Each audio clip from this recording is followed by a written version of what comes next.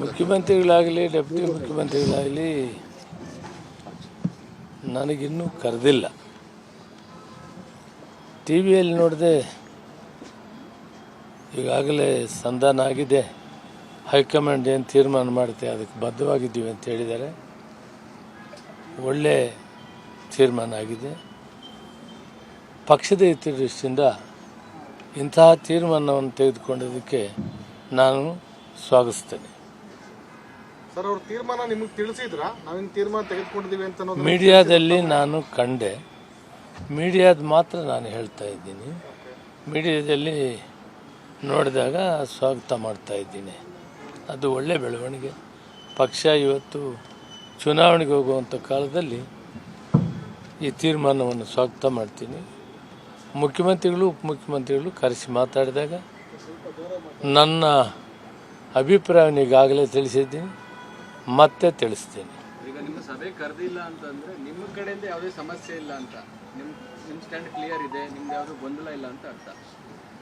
ಇದ್ರೂ ಇರ್ಬೋದು. ಅಥವಾ ಅಭ್ಯರ್ಥಿಯನ್ನು ಬದಲಾವಣೆ ಮಾಡ್ತೀವಿ, ಈ ಎಲ್ಲ ಸಮ್ಮತ ಬೇರೆ ಅಭ್ಯರ್ಥಿಯನ್ನು ಬದಲಾವಣೆ ಮಾಡ್ಬೋದು ಅಂತ ಸೂಚನೆ ಬರ್ತಿದೆ ಸರ್. ಯಾವ ಥರ ಇದು ಮೆಸೇಜ್? ಅಲ್ಲ, ನನಗೆ ಅವ್ರು ಕರೆದೇ ಇಲ್ಲ, ನಾನು ನಿಮಗೇನು ಹೇಳೋಕ್ಕಾಗುತ್ತೆ? ನಾನು ಒಂದು ಮಾತು ಹೇಳಿದ್ದೀನಿ ನಿಮ್ಗೆ, ಮೊದಲಿಂದ ಹೇಳ್ತಾ ಇದ್ದೀನಿ. ಹೈಕಮಾಂಡ್ ತೀರ್ಮಾನಕ್ಕೆ ನಾನು ಬದ್ಧವಾಗಿದ್ದೀನಿ. ಆ ಸ್ಟ್ಯಾಂಡಲ್ಲಿ ಬದಲಾವಣೆ ಇಲ್ಲ. ಪಕ್ಷ ದೊಡ್ಡದು. ಅದಾದ ಮೇಲೆ ನಾವೆಲ್ಲ ಪಕ್ಷಕ್ಕೆ ಗೌರವ ಕೊಡಬೇಕು. ಪಕ್ಷ ಏನು ತೀರ್ಮಾನ ಕೊಡ್ತದೆ ಅದಕ್ಕೆ ಬದ್ಧವಾಗಿರ್ತೀವಿ ಅಂತ ಹೇಳಿದ್ದೀನಿ. ಆ ಸ್ಟ್ಯಾಂಡಲ್ಲೇ ನಾನಿದ್ದೇನೆ. ಸರ್, ಒಂದು ವೇಳೆ ನಿಮ್ಮ ಬಣ ಅಥವಾ ಆ ಬಣದ ಅಭ್ಯರ್ಥಿ ಹೊರತುಪಡಿಸಿ ಮೂರನೇವರು ಯಾರಾದರೂ ಬಂದರೂ ಕೂಡ ಕೆಲಸ ಮಾಡ್ತೀರಿ? ಅದು ಹೈಕಮಾಂಡ್ ತೀರ್ಮಾನಕ್ಕೆ ಬಿಟ್ಟ ಮೇಲೆ ನಾವು ಯಾವುದೂ ಹೇಳುವಂಥ ಅವಶ್ಯಕತೆ ಇಲ್ಲ. ಆದರೆ ನನ್ನ ಮನವಿಯನ್ನು ನಾನು ಅವರಿಗೆ ತಿಳಿಸ್ತೇನೆ. Thank you. ತುಂಬ ಹೊತ್ತು ನೀವು ಬೆಳಗ್ಗೆಯಿಂದ ಕಾತಿದ್ದಿ. ತಮಗೆ ಧನ್ಯವಾದಗಳು. ಈಗ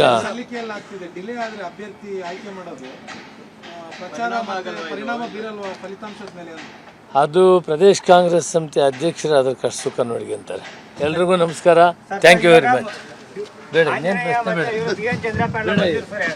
ಮುಖ್ಯಮಂತ್ರಿಗಳಾಗಲಿ ಡೆಪ್ಯೂಟಿ ಮುಖ್ಯಮಂತ್ರಿಗಳಾಗಲಿ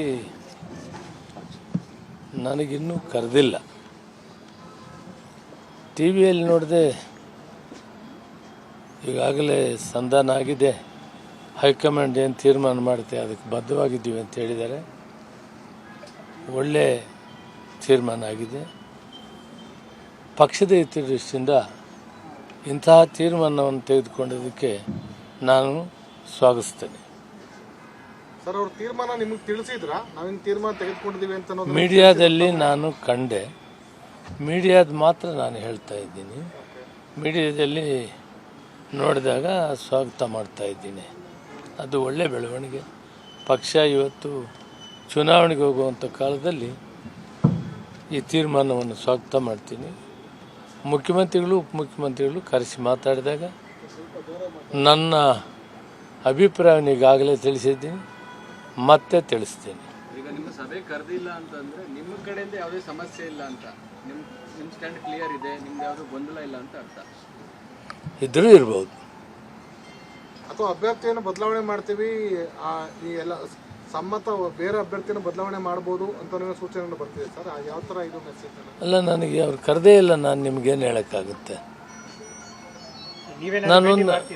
ನಾನು ಒಂದು ಮಾತು ಹೇಳಿದ್ದೀನಿ ನಿಮ್ಗೆ, ಮೊದಲಿಂದ ಹೇಳ್ತಾ ಇದ್ದೀನಿ. ಹೈಕಮಾಂಡ್ ತೀರ್ಮಾನಕ್ಕೆ ನಾನು ಬದ್ಧವಾಗಿದ್ದೀನಿ. ಆ ಸ್ಟ್ಯಾಂಡಲ್ಲಿ ಬದಲಾವಣೆ ಇಲ್ಲ. ಪಕ್ಷ ದೊಡ್ಡದು. ಅದಾದ ಮೇಲೆ ನಾವೆಲ್ಲ ಪಕ್ಷಕ್ಕೆ ಗೌರವ ಕೊಡಬೇಕು. ಪಕ್ಷ ಏನು ತೀರ್ಮಾನ ಕೊಡ್ತದೆ ಅದಕ್ಕೆ ಬದ್ಧವಾಗಿರ್ತೀವಿ ಅಂತ ಹೇಳಿದ್ದೀನಿ. ಆ ಸ್ಟ್ಯಾಂಡಲ್ಲೇ ನಾನಿದ್ದೇನೆ. ಸರ್, ಒಂದು ವೇಳೆ ನಿಮ್ಮ ಬಣ ಅಥವಾ ಆ ಬಣದ ಅಭ್ಯರ್ಥಿ ಹೊರತುಪಡಿಸಿ ಮೂರನೇವರು ಯಾರಾದರೂ ಬಂದರೂ ಕೂಡ ಕೆಲಸ ಮಾಡ್ತೀರಿ? ಅದು ಹೈಕಮಾಂಡ್ ತೀರ್ಮಾನಕ್ಕೆ ಬಿಟ್ಟ ಮೇಲೆ ನಾವು ಯಾವುದೂ ಹೇಳುವಂಥ ಅವಶ್ಯಕತೆ ಇಲ್ಲ. ಆದರೆ ನನ್ನ ಮನವಿಯನ್ನು ನಾನು ಅವರಿಗೆ ತಿಳಿಸ್ತೇನೆ. Thank you. ತುಂಬ ಹೊತ್ತು ನೀವು ಬೆಳಗ್ಗೆಯಿಂದ ಕಾತಿದ್ದಿ. ತಮಗೆ ಧನ್ಯವಾದಗಳು. ಈಗ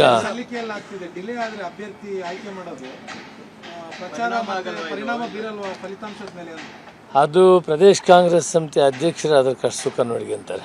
ಎಲ್ರಿಗೂ ನಮಸ್ಕಾರ. Thank you very much. ಬೇಡ ಇನ್ನೇನು ಪ್ರಶ್ನೆ ಬೇಡ. ಅನುಕ್ಷಣದ ಸುದ್ದಿಗಳಿಗಾಗಿ Vistara news YouTube channel subscribe ಮಾಡಿ. ಹೊಸ ಸುದ್ದಿಗಳ ನೋಟಿಫಿಕೇಶನ್ಗಾಗಿ ಬೆಲ್ ಐಕಾನ್ ಕ್ಲಿಕ್ ಮಾಡಿ. ಲೇಟೆಸ್ಟ್ ಅಪ್ಡೇಟ್ಸ್ಗಾಗಿ www.vistaranews.com ವೆಬ್ಸೈಟ್ಗೆ ವಿಸಿಟ್ ಮಾಡಿ.